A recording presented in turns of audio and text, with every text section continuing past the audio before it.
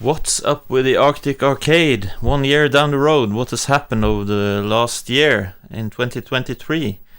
What is the status in January 2024? So I thought I'd give you a quick update with an emphasis on quick, because nothing much has happened really. It's been a dead year in the hobby for many boring reasons really. But anyway, I thought I'd switch on the few new acquisitions I've got down here in the Arctic Arcade and tell you a little bit about them. The reason I don't switch on the entire arcade or all the games is this. That's minus 20 Celsius outside. It's not minus 20 inside, but it's a bit chilly. It's not too chilly to turn on the machines, but it's it's too chilly to stay down here for a very long time. So anyway, one of the new machines I got, I bought this in 2022, but I only got it down here in 23. It's Paperboy, and yeah, I bought this from the States. I never ever thought I'd own a Paperboy, but with the help of a very good friend of mine, I managed to buy one, and it was imported to Sweden, and then I drove over to Sweden and picked it up. And so yeah, I now have a Paperboy, which I'm really, really happy about.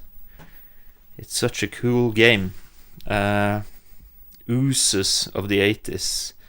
And I haven't done much to it really, other than cleaning out the rat poop and cleaning it up.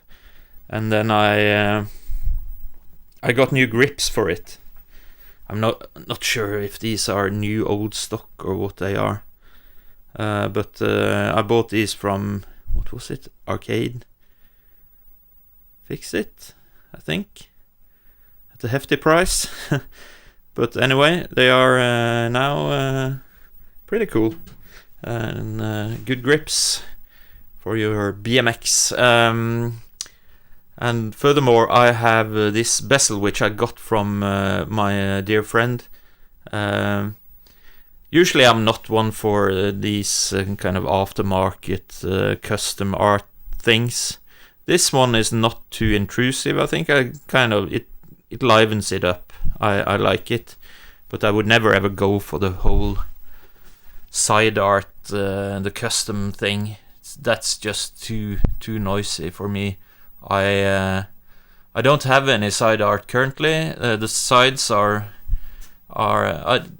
I did actually paint the sides, I think. Yeah, and so this is ready to go for side art. I just haven't got any. Other than that, control panel is original, and all this decals, some minor flaws, but hey, that doesn't really matter to me. I did repair the... It came as non-working, and it was just kind of the usual F3 on the Atari power supply. The fuse holder there was burnt to bits due to the thin wire going to the bridge rectifier, and yeah, so I just fixed that, and boom, it worked. I haven't done anything to the monitor. It looks good. I mean, it's fine. It's no need for a recap, I think, and it being a Medres monitor, I don't want to meddle too much with it unless it's absolutely necessary. So yeah, it flickers a bit now, but it's just a video, I think. Yeah. Yeah, that's just a video. The picture looks fine in reality. So okay, moving on. arcade being the usual arcade as it was before. Have my high score table up there.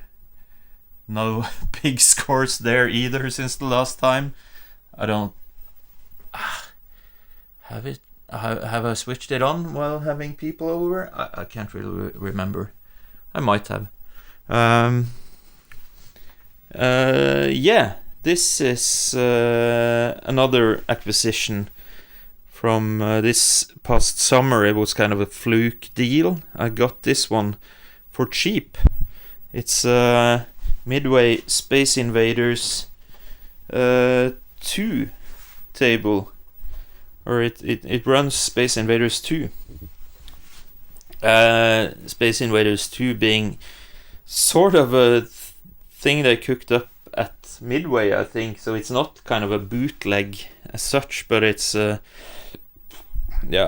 of a Midway hack. It's not the Space Invaders 2 or Deluxe or whatever that you might think it is, but it's a versus Space Invaders thing going on here. As you can see, there are 2 sets of bases, and you play simultaneously. So you can shoot the invaders and the saucers, but you can also shoot each other, which makes it all the more fun. So I couldn't really justify having a regular Space Invaders cocktail table down here because of the space, but or lack of space. But it would be too invasive. Oh, sorry. Anyway, it's but it being a versus game kind of justifies it a little bit more, at least. I did have people over here in October, and I don't know if you can tell, but the floor space left here it's not much. I used to have a bar table here, and that worked because it was kind of a much smaller footprint. But even though the Midway tables are small, the footprint, in practice, it's a little bit too big. So I'm on the fence whether I should keep this here or what I'll do with it. I don't know. It's here for now, at least, and it serves as a great table for great beer. After all, it's Saturday night. Moving on, I have a cool TV here showing. It can show VHS and DVDs and Blu-rays in 4:3 format. Currently showing the very cool Transformers the movie, and you can also play NES on it. It's good for Duck Hunt, so that's a winner, especially with the kids when I convince them to come down here. And moving on, it's the last acquisition of 2023. This was bought on whim as well from my good Swedish friend. It's Track and Field. And as you can see, it's Track and Field which has lived a little, which is fine by me. At this point in my collection or collecting, it's some 7-8 years ago I would give it this the full treatment, but now I just want to play the machines, and I don't mind if they are in a played state with patina and all that. As long as the control panel is fine, and I did the overlay on this one. The cab is a bit tired, but I mean, one thing I did want to get to, is the monitor itself, because you might see that it is stretched in the horizontal. This is actually a new tube, or a newish tube, which has been swapped on to, I think it's a G07. And I'm not sure if it's 100% fit, or if they did a poor job with doing the yoke, or whatever. The horizontal width coil is at the absolute narrowest, so I don't know how to address this. I might have to kind of swap out the horizontal width cap. There is a special capacitor which affects the horizontal width. So I might have to look into that, or I wanted to look into that, but